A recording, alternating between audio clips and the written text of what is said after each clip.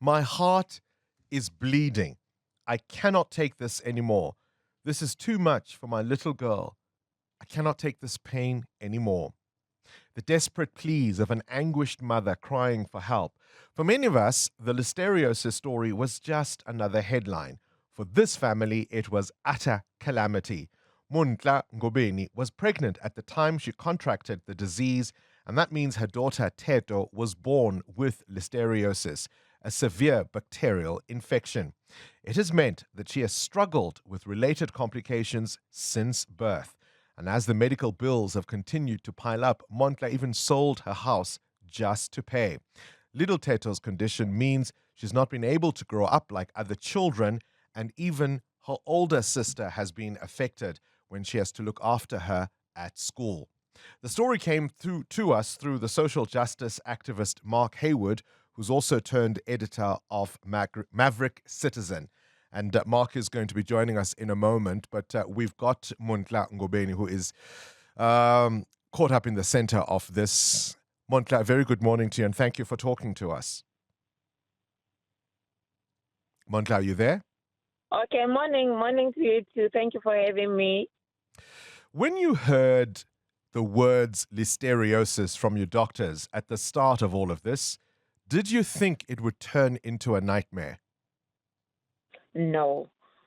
When I heard about this listeriosis, obviously I did not know what listeriosis is until the doctor explained thoroughly to me that listeriosis is an infection, a bacterial infection, whereby you ate something that has been contaminated. Then we got it from there.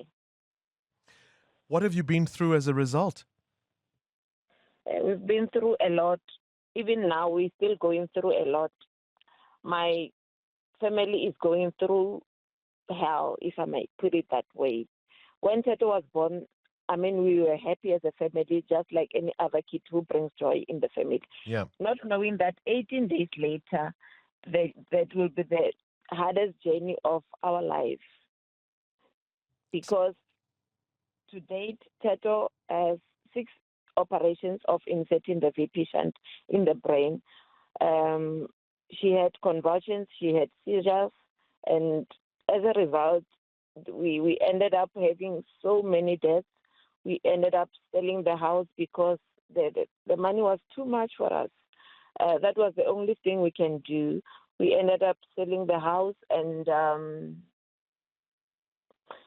for now, she cannot control her bowels.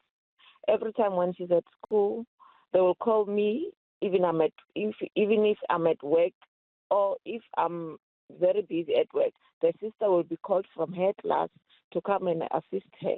And imagine kids helping each other at school. Tato cannot control her bowels. She always messes up her pants. So, it's very difficult for both of them. They've been a joke at school. I feel like Are they bullied? Are they bullied because of this, Monthla? Yes. And we're even planning to change the sister from the school next year because if Tato's condition persists, it's unfortunately we have to take her out of school next year because she cannot be like that for the rest of her life. How old is she now? She's turning 7 in December. A young girl, bright, full of life, but carrying this enormous burden. I mean, just give me a sense of a typical day for little Teto. Every time when she goes to school, we pack extra clothes, not even one, not even two. We pack maybe 3 clothes so that when she accidentally made an accident, she can be able to change her clothes at school. And she's very young, so the sister is the one who's changing her on a daily basis, not once, not twice, not 3 times. And how old is her sister? She's 12. She's 12. She's 12. I'm going to ask you to stay on the line, Monthla. Let's bring Mark Heywood into this discussion because, as I said in my introduction, he alerted us to Monthla and Teto's plight. Mark, how did you come across this story and what drew you to their particular struggle? Good morning, Bongani, and thank you for highlighting this. Um, I was formerly the executive director of Section 27, which, as you know, is a NGO that campaigns for the rights of people in relation to health. And it was 2018 when the Listeriosis outbreak took place, and we began to hear about the deaths of people who were infected, and also we were contacted by people who were infected and harmed and suffered. And Monthla Ngobeni was one of those people who made contact with me then in my capacity as director of Section 27. So, I've done everything I can. I left Section 27, obviously, in 2019, but you can't leave these type of issues behind.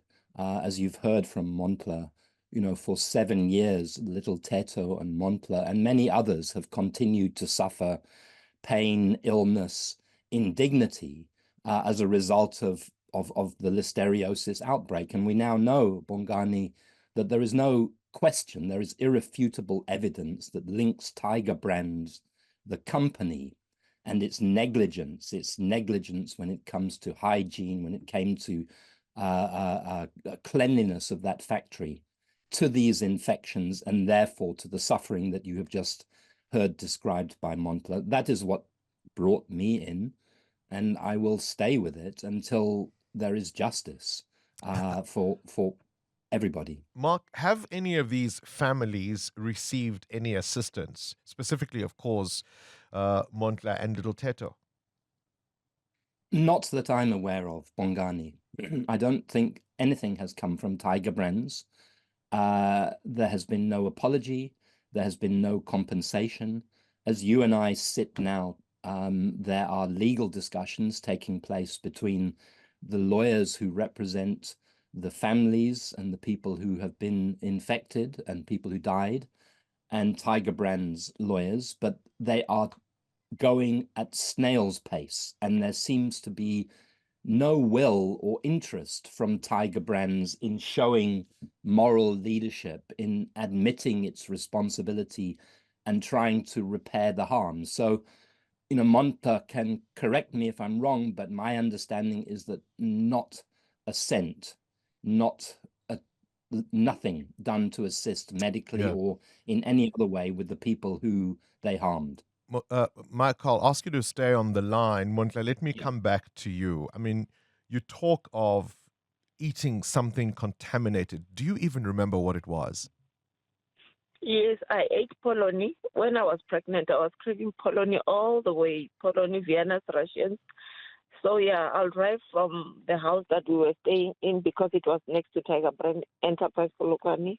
So I'll drive and buy those ready-to-eat food and eat them, not knowing that they are contaminated.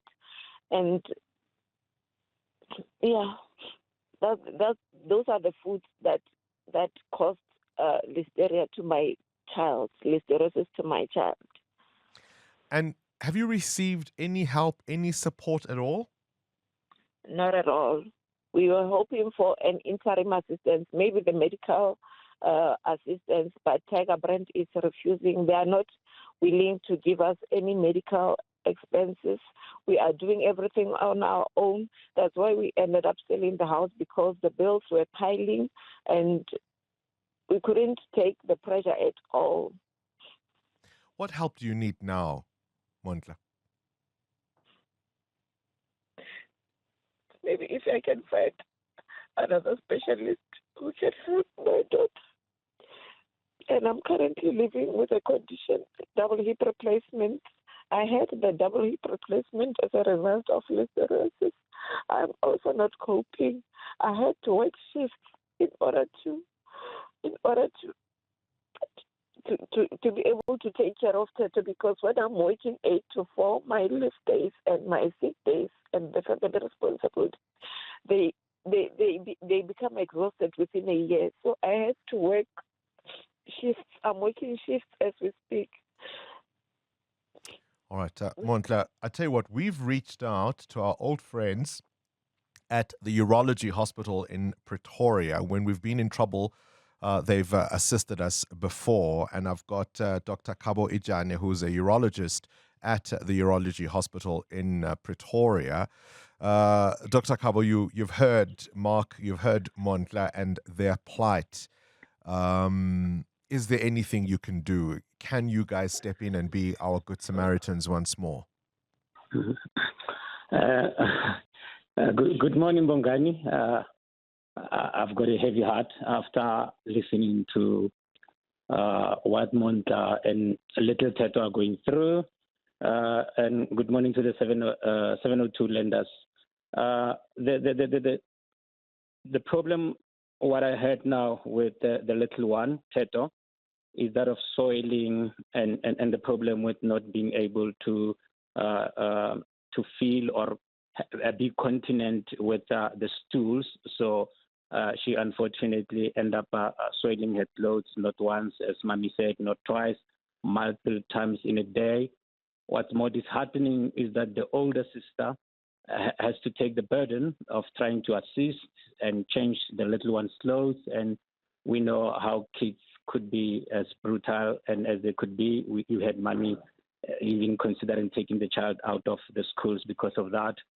At the urology hospital, we do not have an in-house pediatric surgeon. This is a domain of pediatric surgery. Yeah. We can, however, make a plea out there, and we will try to maybe reach out to colleagues, but I would really make a plea to all the 700 lenders, to the big medical hospital groups that we have in the country. I wouldn't name them, but we've got more than 4 or 5, and we've got the National Health Network hospitals. The South African doctors are highly trained experts. I know for sure out there's a pediatric surgeon who could step in, make an assessment, provide some solution to this. It might be that operations are needed. It might be that there are what we call anorectal malformations that were there that need to be attended. It could require some surgery or two, or even diversion, or a solution to assist with the continence and just a general ablution facility. So I think that's the plea I will make. We do need to get assistance from a pediatric surgeon, and I'm sure the South Africans will come and assist us with that. Some out there. Listen, let's hope, right? From your lips to the ears, not just of the gods, but of all 702 landers. If somebody can help to assist this family, because as I said, the Listeriosis story for many of us was just another headline. But as Mark outlined, people died here. Many families have suffered as a consequence. And you've heard the desperation in Montla's voice. I can only imagine what her little girls have to contend with. So our friends at the Urology Hospital want to help. They're limited by their capacity and facilities. We need somebody involved in pediatric surgery to try and assist us and this little family. I know we can walk the talk. Current events, developing stories, tough questions. Your voice making a difference. This is Breakfast with Bongani Bingwa.